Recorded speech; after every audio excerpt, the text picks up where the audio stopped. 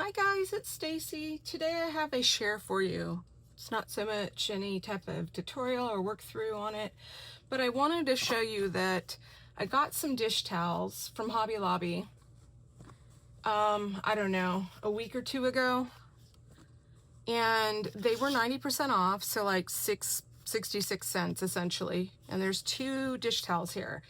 And what got me, my daughter went over there with me too, to go over there was we were in the fabric department. So like this one was 33 cents for one towel. I think this was the same thing. There's no price tag on it, but it was 33 cents. Same with this one. Then she grouped like this one because it was the only one. She put a price tag on it, and I think that one was like 33 cents. And then she put these two together, and those were like 66. So like those. And then these were 49 cents or 50 cents, I think the gal rang them up as. So what we were doing was I was buying fabric in the fabric section, and we were talking about making bags. And the gal said, have you seen the videos that have been going around that people are making purses and bags out of the dish towels that are back there at 90% off? And the week before, my daughter and I were in there for the spring shop that was at 75% off, and someone had a cart full of these hand towels. And I thought, oh, maybe they have a house cleaning business, because they were more like these type here, like these. And I thought, and I told my daughter, I was like, or maybe she, customizes them. Or I said, I didn't know. I was like, I wonder what crafty things she does with those, right? Well, so we bought those, and I bought a ton, probably way more than I should have, but I got busy, right? So I created some bags, and this was made out of a set of two. So these were the 66 cents one or whatever it was, 70 cents for two.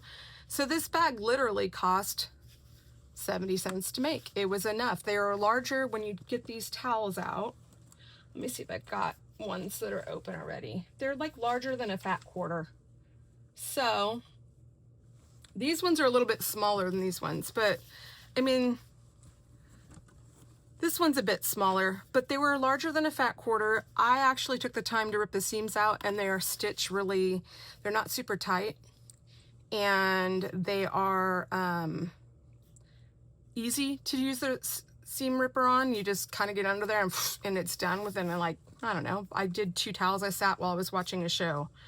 And what I did was I gained about, I don't know, 4 inches on each side, because these are rolled over. And that's what I made the handles out of. But the rest is essentially what these were. But, you have your seam allowance and whatnot, and you got to trim down to make it straight. Now, this one I messed up a little bit because this was smaller than my thing. So I got a little pucker, but I ain't worried about it. And then I made some out of we had little banana ones. So, I mean, you can flip it however you want. This was the two towels that went together in the set. I made the handles out of it. I boxed the corners. Now, I can't tell you what they measured, because as I started going, instead of trying to save fabric, which is, I don't know if anybody else struggles with that, but when I trim my fabric, I always feel like, uh-oh, I'm getting rid of so much. Don't worry about it, because losing a half an inch on either side is not all that much in the end anyway. And that's what I started to figure out. So depending on what size they weren't always equal. So this is what I did. And this one I meant to, when I did it, so that these would be curved out, but I didn't. I kind of like them that it's kind of peekaboo in the straps. See?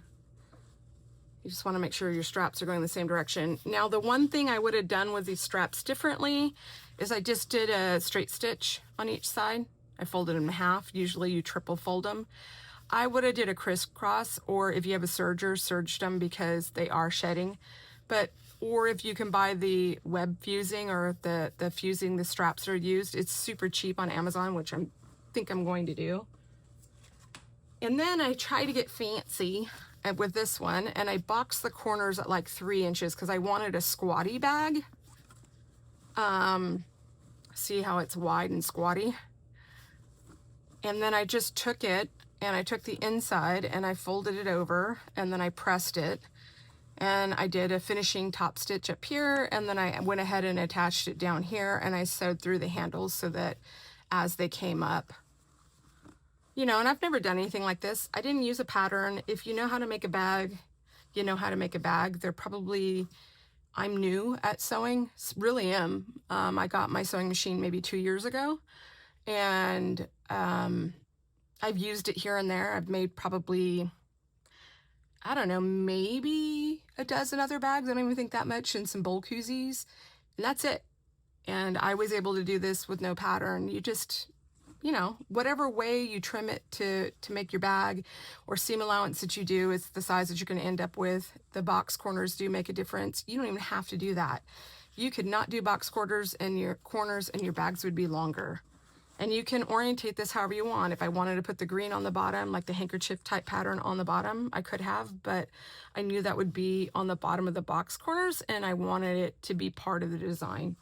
So, I mean, like, I got a cart full of this, maybe paid, I think it was like 18 bucks in the end. I spent more on a few yards of fabric. I think I bought, I don't know, like 4 yards of fabric, 4 or 5 of some fall fabric, and some remnants that were up there for like $1 something that were a little bit larger than a fat quarter.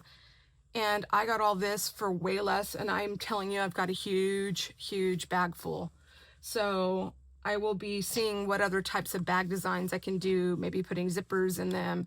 But I use these. I have other ones I use, and they stand up well.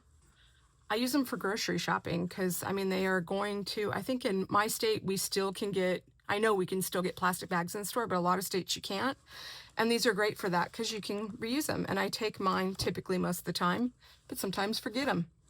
I've used them for the pool. I've used them, you know, if I just want to take a couple of things with me and I don't, you know, so go get you some dish towels and see what you can make with them. These are 100% cotton. I think I'm even going to do bowl koozies out of maybe some of these. And I can't wait for the fall clearance because that's my favorite season, and they're going to have great patterns. But when we got there, this was what was left. I'm sure a lot of the other ones got taken up, but we kind of pulled out the ones that were the cutest, I think. And I'm looking forward to trying to do something with this flamingo. And, you know, this is see-through, but when you back it with some fabric and line the bag, which you don't have to do that either, you could get multiple bags, 2 bags out of each one of these if you don't line it. But I like my bags lined. So, I mean, you just line this one, and it won't matter that this one's so thin. So go get you some dish towels and see what you can come up with. See you guys for another make that is not a card making thing. And I'll be back with that within the next week or so.